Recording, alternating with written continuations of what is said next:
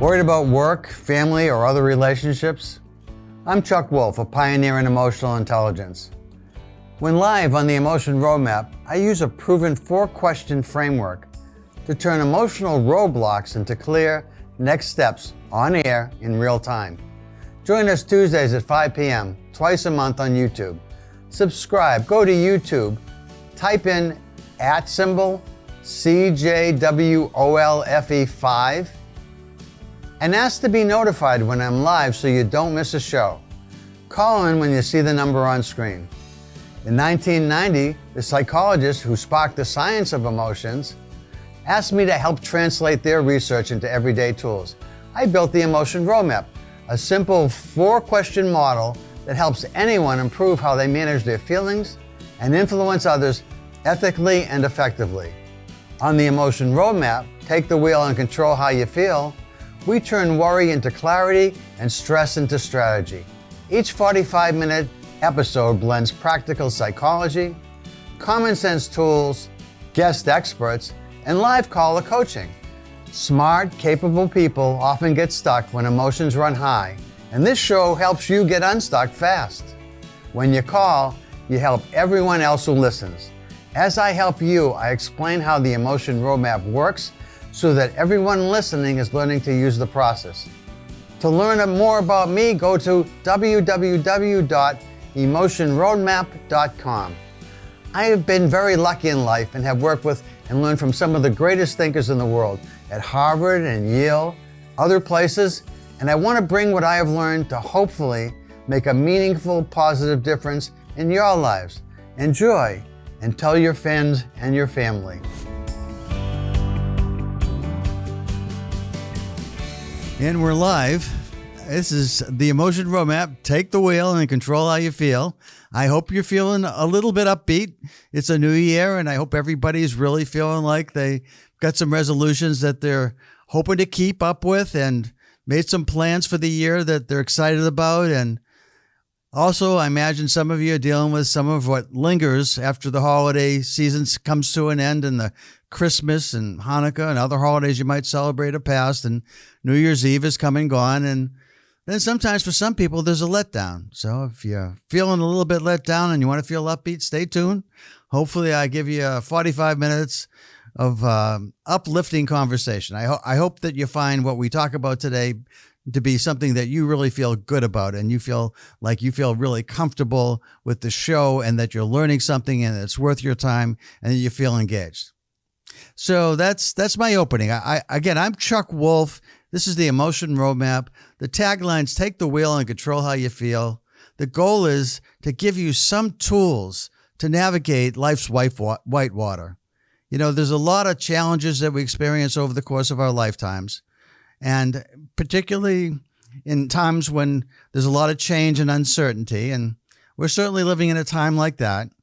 All kinds of strange things happen over the course of the last maybe several years, maybe last decades, but a lot of change is underway. Whether it's what's just happening on the international front, whether it's artificial intelligence or quantum computing, or all kinds of changes that we might be experiencing, I'd like to be able to provide a kind of a safe haven where you can come and talk about what's going on for you. And if anybody would like to call in, the show's design really is about people calling in.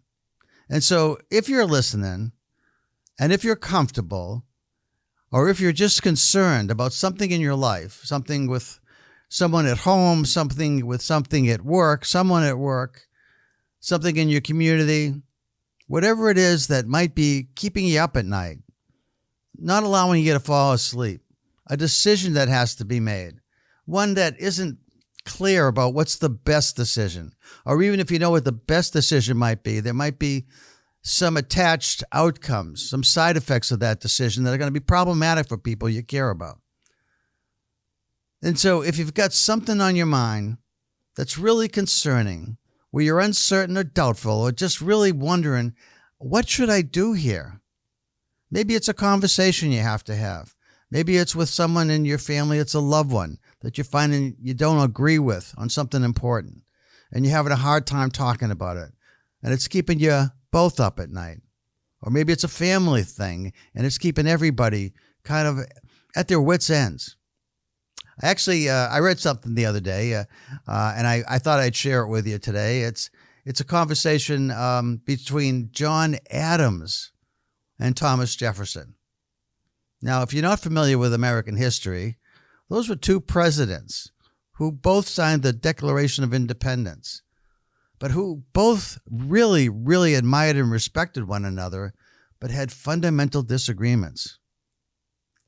John Adams really wondered a lot about what would happen to this country, our country, way back in the 1700s, if we really let democracy rule. He wasn't comfortable with just letting everyone out there make decisions for all of us based on majority rule. He was really concerned about that. And Thomas Jefferson was concerned about centralized government and too much control going to the federal government and controlling what happened to people in their lives. Now, they came together and signed the Declaration of Independence and the Constitution, but they really pulled apart after that.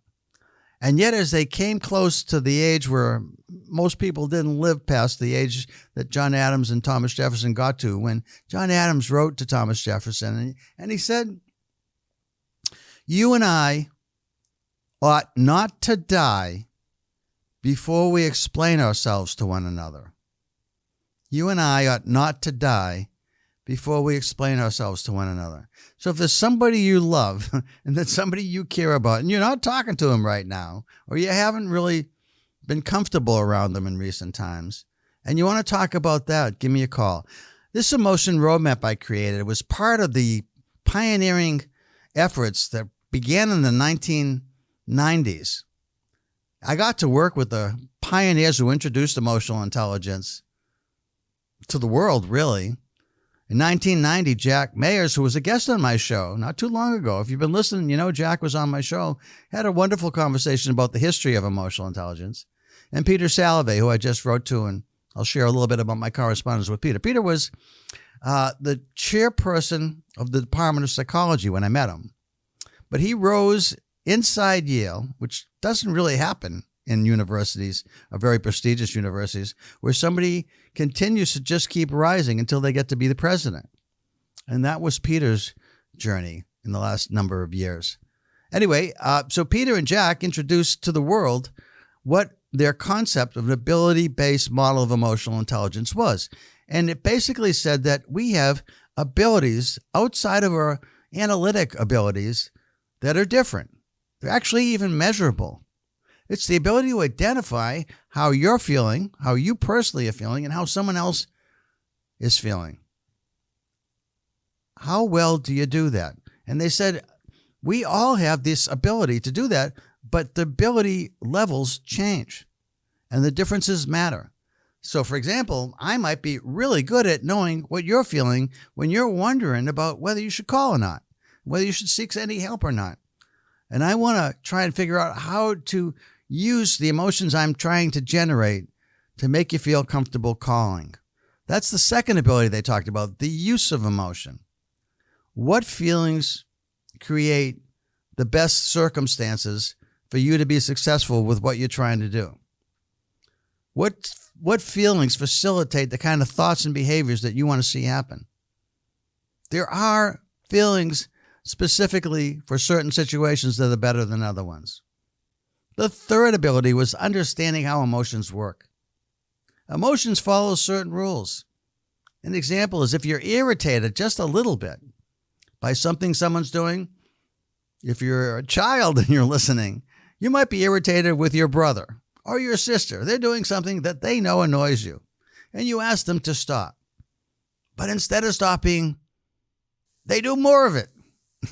And you get even more irritated, and maybe you get angry. Could even go to rage, possibly, if you're already upset about other things, perhaps.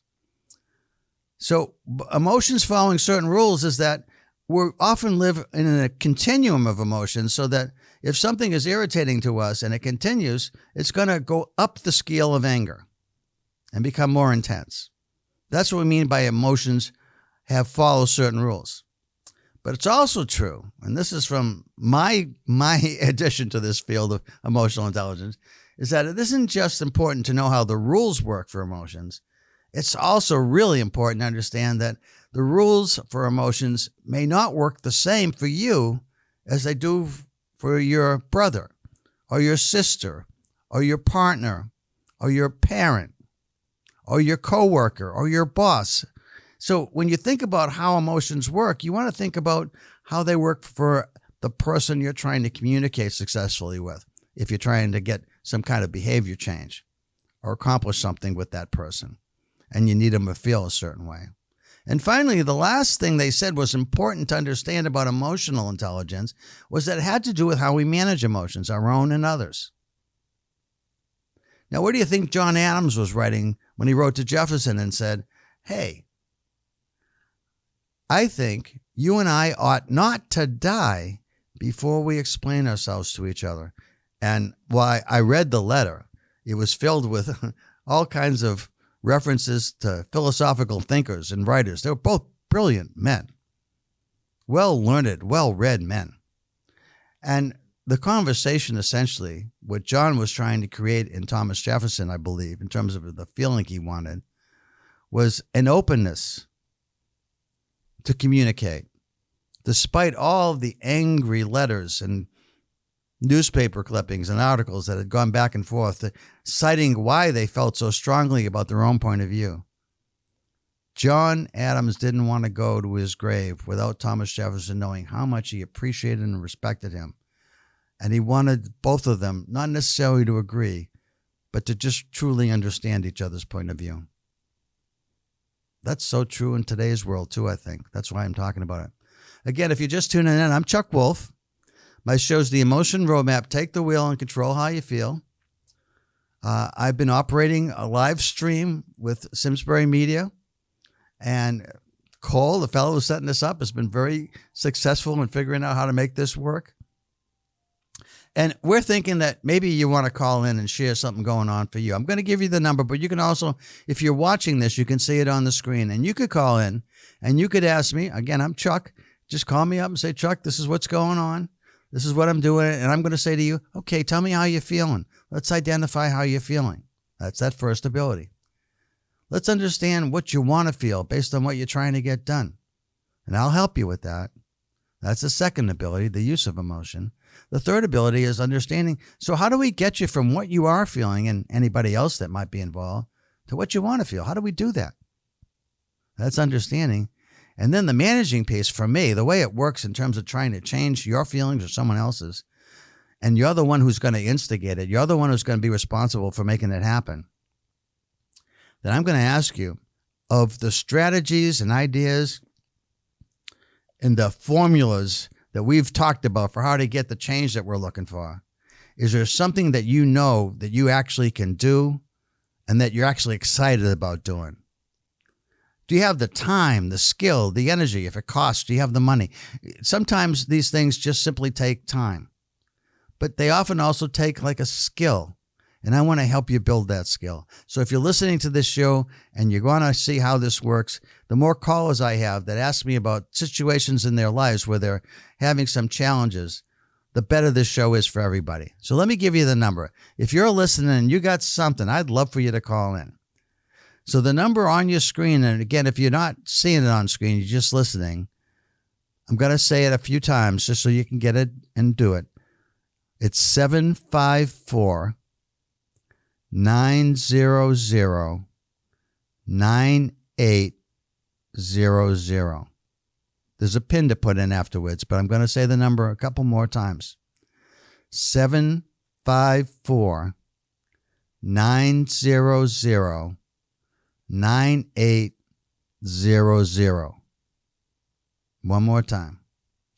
754 900 9800. And if you made it that far, the pin that you have to put in is then 497 416 343, and then press the pound sign, and you'll be talking to me that fast. So I'll give you the PIN again. 497-416-343 and the pound sign. Okay.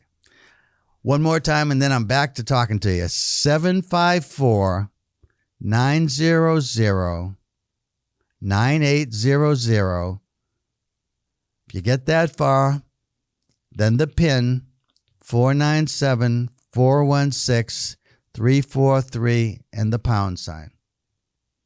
Okay, so I'm now going to talk to you a little bit about things that have happened in the course of my shows, because I've been doing this kind of programming for a lot of years, actually, not on YouTube, but on a radio station where I continue to do some work. But my live radio show now is actually going to something different. I'm actually going to work these days on what I would call a local radio station here in Hartford, Connecticut, the Trinity College radio station. And the Trinity College radio station is rtcfm.com.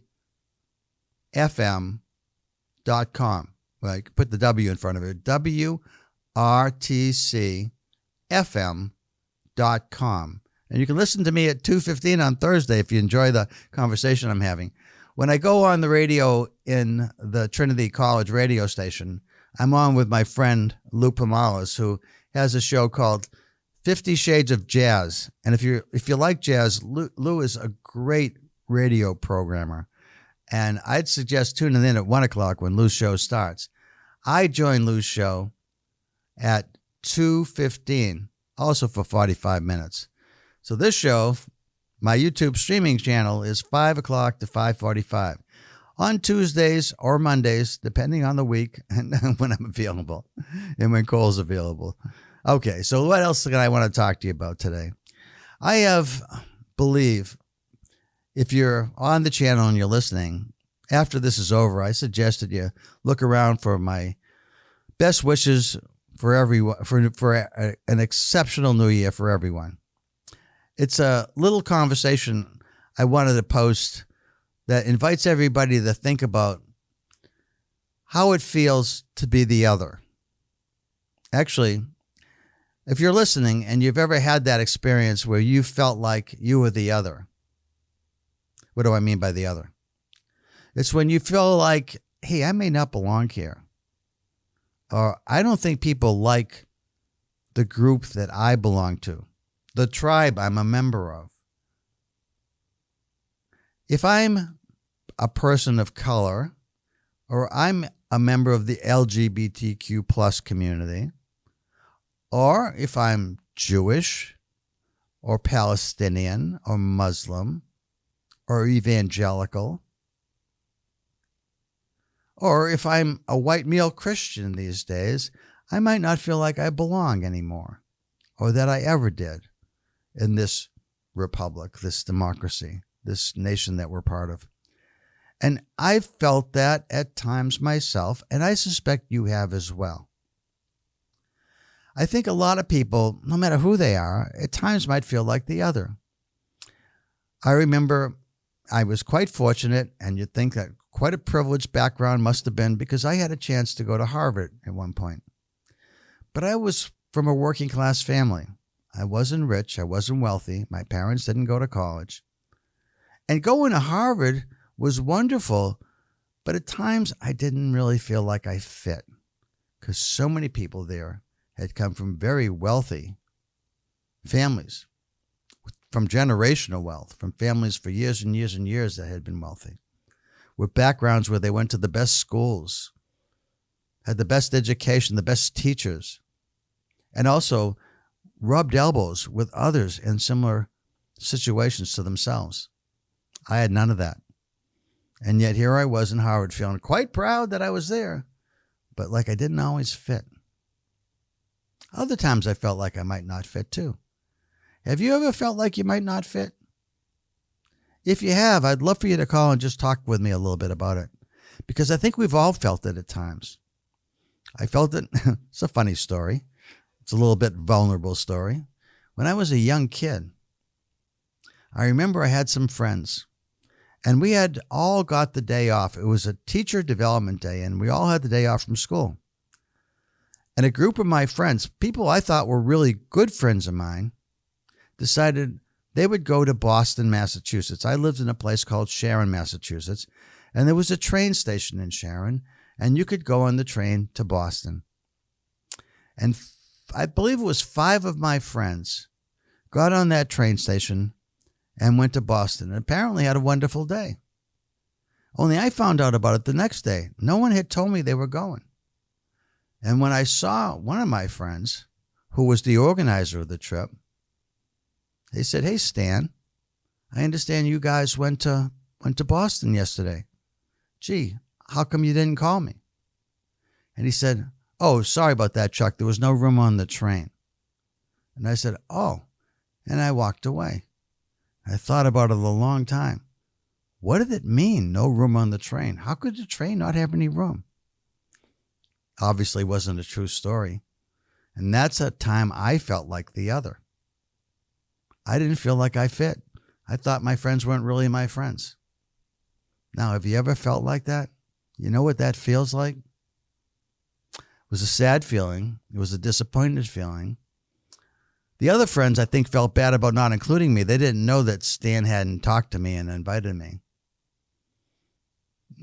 So Stan and I maintained sort of a friendship over the years, but not as close as we once were, at least in my mind. I don't know that he ever felt that we were close at all. So I tell you the story, not because I don't have friends, but I've had a moment where I felt like friends I thought I had didn't really want me part of their group. Again, I'm Chuck Wolf. We're talking about the emotion roadmap and how you take the wheel and you control how you feel. Have you ever felt like the other? If you want to talk about that at all, give me a call, because I'm hoping, what I hope, and if you look at this little New Year's greeting I put up on my website, it's like 3 minutes long. Because I know attention spans aren't very long these days, so it's under 3 minutes, so it won't take a lot of your time. But it's a short video about having hope, that we don't need to make somebody else feel like the other. It's part of human. It's part of the human race. It seems to have a need to belong to tribes, to somehow identify with certain groups, and to somehow need for our group to be better than some other group or many other groups. Somehow to elevate ourselves, somebody else has to be down. And I think we can be better than that. I think we can be the best possible version of ourselves by being better than that. And so I want to talk to you about sometime maybe that you thought somebody was being the other, and you did something about it. You acted in a way that you invited them in. You made them feel included. You welcomed them in. You made them feel like they were part of the group that you were forming or had, that they fit. They didn't need to feel excluded.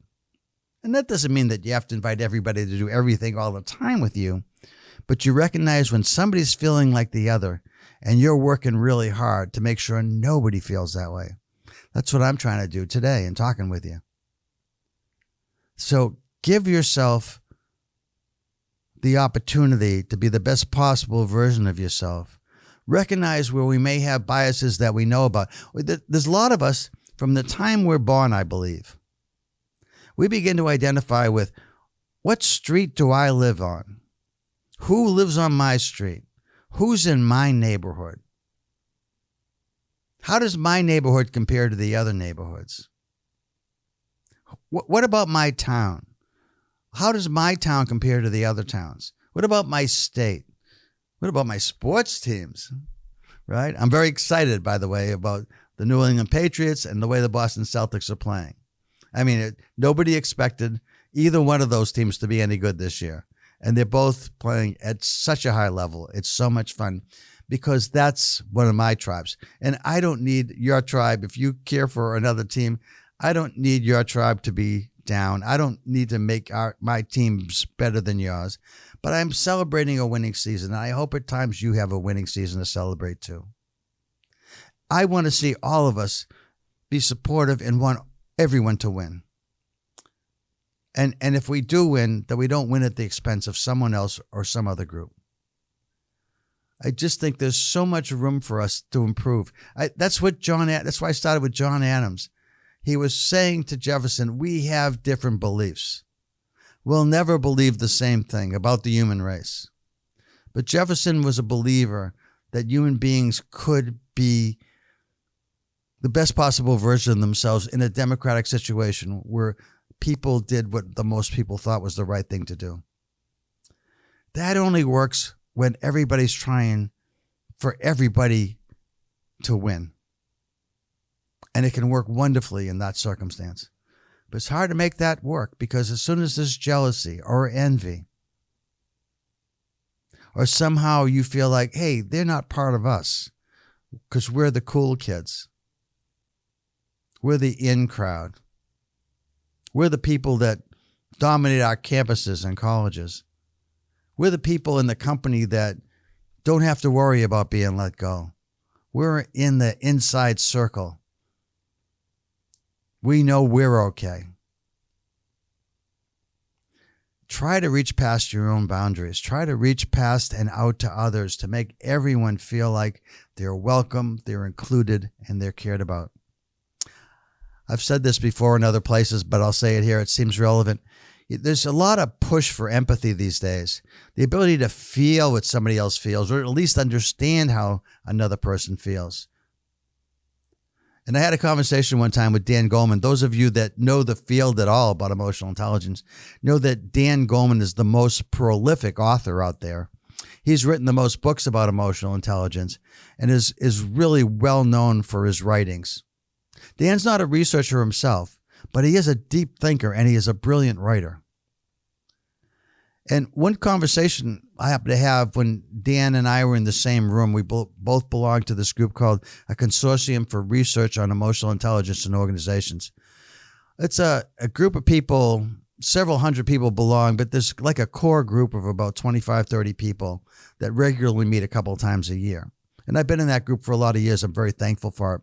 And Dan attends somewhat, he used to attend much more regularly, but he likes to come when he's got a new book he wants to write and pick everyone's brain. And one day he was there and talking about empathy. And we were talking about what empathy is. And empathy, generally, most people feel that have studied this, feel that empathy falls into two categories. One is, how do we feel? And how do we know what somebody else is feeling intellectually? Like psychology is all about that. It's understanding why a person's feeling a certain way, how it might be hampering their lives, and what the psychologist, the therapist can do to help them to deal with that so it's not as difficult a situation that they're facing, becomes less difficult, and then we're able to handle it and cope. So that's one level of empathy, understanding what somebody else is feeling and why. That's intellectual empathy. And then actually feeling. Have you ever walked into a room and just felt the tension or felt the joy? And that's emotional empathy, feeling what somebody else feels. And again, some of us are great at these things. Others are okay at it, pretty good. And some of us really are very poor at it. That's the idea of abilities. So some of us are more able to be empathic intellectually and emotionally than others. But all of us, and this is what Dan added to it. Dan said all of us, what matters most about empathy is not that we can feel what somebody else feels or understand what somebody else feels. It's that we care about what somebody else feels. That we care for someone. We care for someone. And I'm suggesting that we start caring for everybody. I realize it's a big reach. But I just think if we all work at being the best possible version of ourselves, what a difference that would make, don't you think? Won't you be willing to try it for a bit? Again, I'm Chuck Wolf. This is the Emotion Roadmap you're listening to. Take the wheel and control how you feel. I appear on the air, on live stream YouTube, through Simsbury Media's help, on Simsbury Media channel as well as on my own YouTube channel. If you want to get on my YouTube channel and you don't know what it is, you go to YouTube and you in the box up on top where you do search, you type in CJ, C for Charles, J for James, CJ. My last name, WOLFE, Wolf with an E, 5. CJWOLFE 5. And I'm going to give you the number to call again. If you'd like to talk about the idea of the other, what it feels like, if you've ever been that, if you ever help somebody else get past that, Love to hear those stories if you got them. The number to call is 754 900 9800. 754 900 9800. And then the PIN 497 416 343 and the pound sign. So it'd be nice if you're willing to pick the phone up and call in. It's always nice to have someone else to talk to. Another voice makes the show for me more interesting, and I'm sure for you as well. But the show is the show. It's about helping you understand the power of emotional intelligence. It's about knowing that there is such a thing as the ability to recognize what somebody else is feeling. Think how important that is. What if you were trying to sell a car or your house or your laptop or something to someone, or an idea? You were trying to sell your idea. Now, this is true for a lot of people. You're often trying to sell your ideas, whatever it is you do for a living or whatever you do in life. You always have opportunities at times where you feel you want to influence somebody else to do the right thing, maybe. What I'm trying to do on this show right now. When we're trying to influence others and we're trying to sell our ideas or a product or a service, how do you do it? Well, you try to understand what is saleable. What about your product or service or idea is meaningful and important that you want to share? So it's in general about the idea or the service or product, whatever it might be. But beyond that, and I think this is really important, if you're trying to sell to somebody else, you want to understand what about your idea or service or product, whatever, is important to them. What will make them care about this and perhaps want it or want to do what you're suggesting? And if you begin to sense that somebody is really resisting the way that you're talking about your idea, product or service, and you recognize that in another person, and you stop and you kind of reevaluate and you think, this isn't working. I can see I'm pushing them away. They seem turned off. And maybe it's subtle. They don't even realize that they're not liking what you're saying, but something in their facial muscles indicates to you that they're beginning to form a frown or look bored or disappointed or disinterested, all of which suggests you're on the wrong track. But what if you begin to see a smile creep up on their face or a head nod, recognizing that makes sense to me? I care about that. I want to listen more. They lean in a little bit, showing some evidence that they have an interest in what you're talking about. Now you feel like you're on the right track. But if you're not good at judging how people feel, you might push way past the point of no return, where you go down the track and you keep pushing harder and harder and harder, and they've already bought what you were selling or what you were trying to influence. But you went so far and you went so deep, they just turned off at some point and stopped listening. And all they felt like was, man, is this guy ever going to end? Will this ever stop?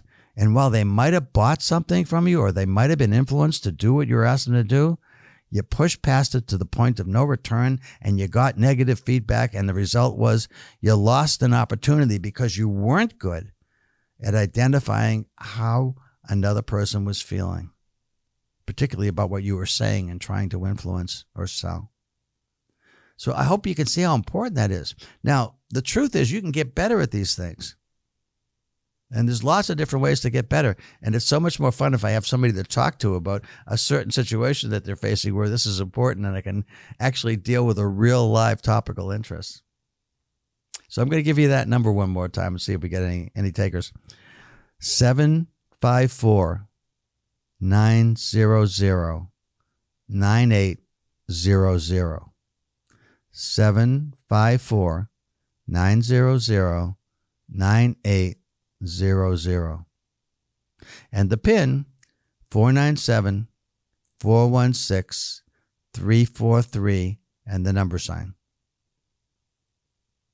Again, I'm Chuck Wolf, and you're listening to the Emotion Roadmap. Take the wheel and control how you feel. And I'm going to be on again. You got another chance at me. It's actually going to be next Monday this month. I'm going to be on next Monday at 5 o'clock, and you can listen to me then. I have a little bit more time left. We have, let's see, it is 5:33. So we got almost 12 minutes left, I guess. And so there is time for a call or two. So let me give you that number one more time.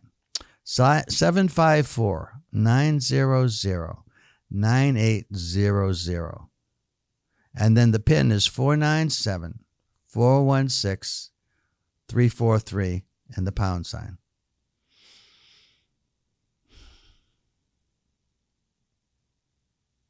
What might you call about? Call about the conversation about the other. I would love to talk to somebody about that. How does it make you feel when I talk about that way? Does it bring up any memories for you from the past? Times when you really thought it was important to be part of something and you didn't actually get to belong? Or you felt excluded, left out, uninvited? You want to talk about that with me a little bit, what that's like? I would love to have conversation. And I hope over time we begin to have people calling in about these things. Because, again, I know it's scary to call in sometimes, and you're wondering, should I call? I'd say pick up the phone. You miss an opportunity, and everybody else will enjoy the conversation. So 754-900-9800. And the PIN 497-416-343 and the number sign. Now, I know a lot of times people listen to this show after I'm on the air because 5 o'clock isn't always convenient for you. I get it. But that's when the studio's open. It's convenient time for me and for Cole. So that's when we do it. So I hope we'll get, we actually got some phone calls early on when I first started. And then I kind of went away from the phone calls because I wasn't getting many. And I had some guests on. And so if you're interested, one of the shows I had on was with a fellow named Stephen Kellner. And again, you can look up on my channel, CJ Wolf 5. You can see the conversation with Stephen Kellner. It's about leadership. And Steve does an amazing job talking about why sometimes when you're really good at something and you've been a leader in an organization, you rose to a high level, you're making a nice living, you are competent, people like working for you, and yet you seem unhappy. He talks about understanding what motivates you and why what motivates you is sometimes quite different than what you might be good at. And it's only when you combine the ideas of what energizes and motivates you with what you're good at that you're going to be really happy going to work or whatever it is you do for a living. Because when we combine what motivates us, what energizes, like I'm doing this show, I hope you're feeling my energy and how much I enjoy it. I mean, I wish, again, I wish for a phone call. That would always be great. But I love being able to have this platform to share with you things that I think are important to share. I really value being able to make a meaningful difference in people's lives in a very positive way. And I know talking about inclusion and making more people feel welcome, if you take that on, even if you didn't call, but you're just listening and you get this message and you start looking around and you say, is there anybody I've been leaving out? Is there anybody I know that's feeling like, you know, there's something that they don't seem to feel like they feel welcome? Whether it's maybe at a church or a mosque or a synagogue, you see people that are new that have come in. Do you make them feel welcome or do you just run and talk to the friends that you've been with forever? When you're in a community, a club, and somebody new joins the club or a new band member shows up, do you just hang out with your buddies or do you go over and make that new person feel like, hey, it's nice to have you be part of us. You're very welcome here. We love adding new people to our group. Tell us about you. Let us learn a little bit about you and ask us whatever you want about ourselves. What would you like to know about us? It's funny. I had an experience. I had a shuttle take me back and forth from a dealership the other day when I had my car worked on. Now, in that shuttle ride, this is so interesting, I think. On the conversation going from the dealer to my home, there was one driver and a different driver on the way back. The driver I had on the way out talked nonstop about himself. I thought to myself when I got out of that car, there is nothing that this person knows about me. Doesn't know my name. I mean, he might have had my name on a pad, so he might have known my name. He knows nothing about who I am. He just wanted to talk. Now, he was an older person, retired, and my guess is this was a chance for him to have some social life. That's why he took the part-time job as a driver. Then I had a young man who, really interesting fella, who was working on doing this to create a career for himself and also going online to school.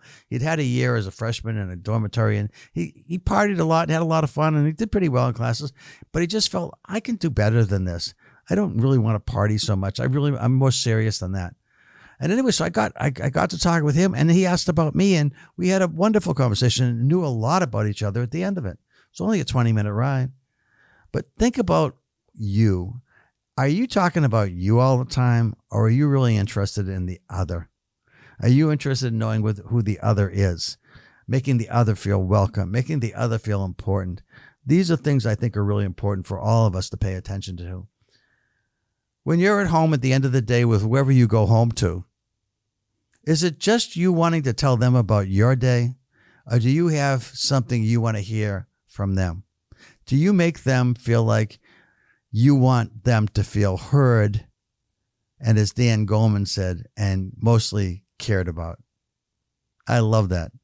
It isn't so much how skilled you are at knowing what somebody's feeling or sensing or emotionally connecting with somebody else with what they're feeling. What's most important, what's most authentic and meaningful is that you care about what somebody else is feeling.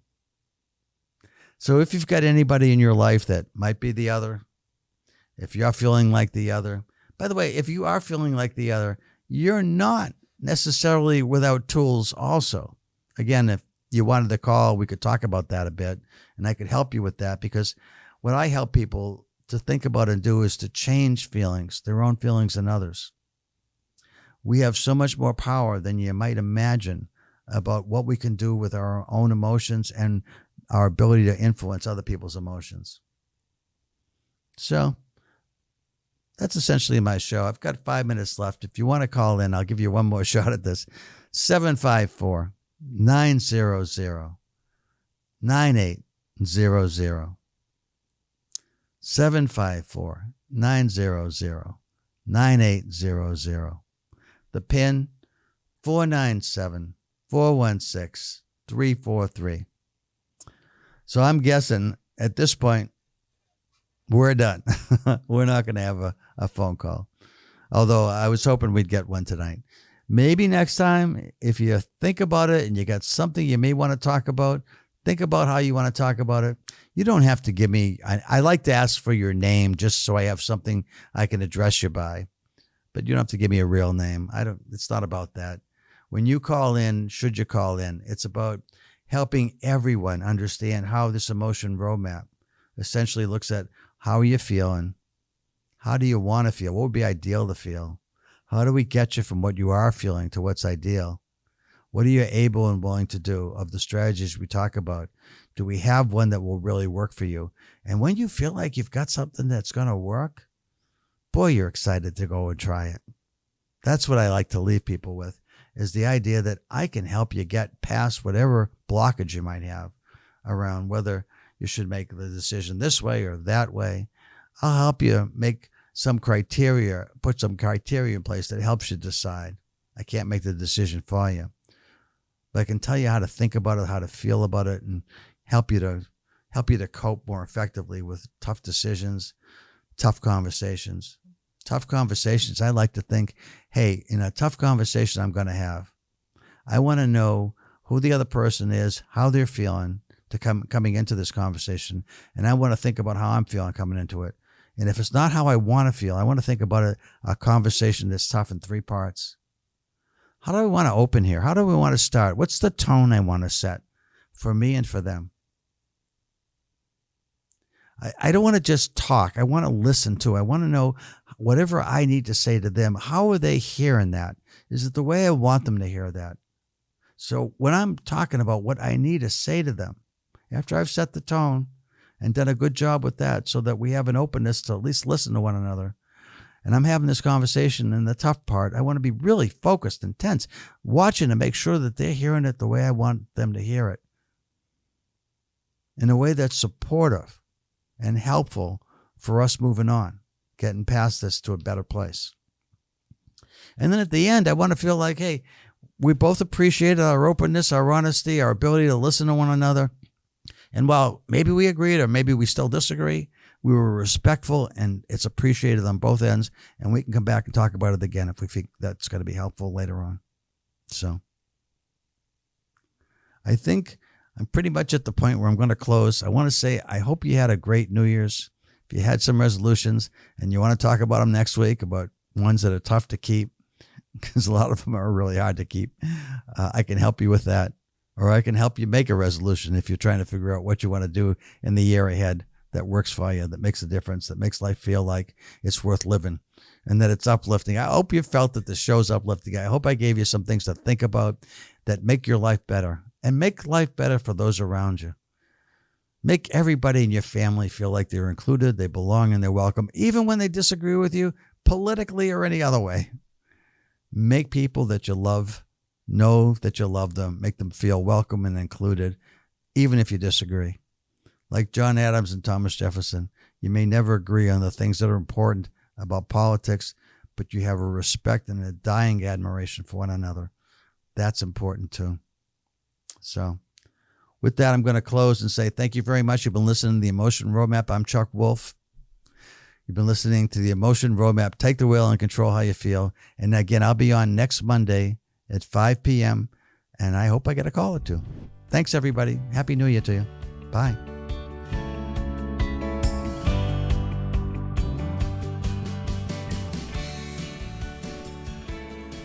For over 40 years, SCM has been the voice of our town, bringing us together through local programming, education, and live broadcasts. SCM isn't just about television. It's about empowering our community, ensuring our voices are heard during government meetings, and celebrating milestones like our high school graduations. But today, SCM faces a challenge. Our funding structure is based on television subscriptions. And it's no secret, people have been cutting the cord. With a shift to internet-only subscriptions, SCM receives less revenue, even though all our programming is freely available online. We need your support. We need your support. We need your support. We need your support. we need your support. Your donation can make a difference. It will ensure that SCM remains open, continues to educate our youth, and keeps our community informed. Thanks to SCM, I've been honing my creative skills, helping me work towards my college degree. SCM is crucial for keeping our community connected. SCM isn't just here to broadcast local events.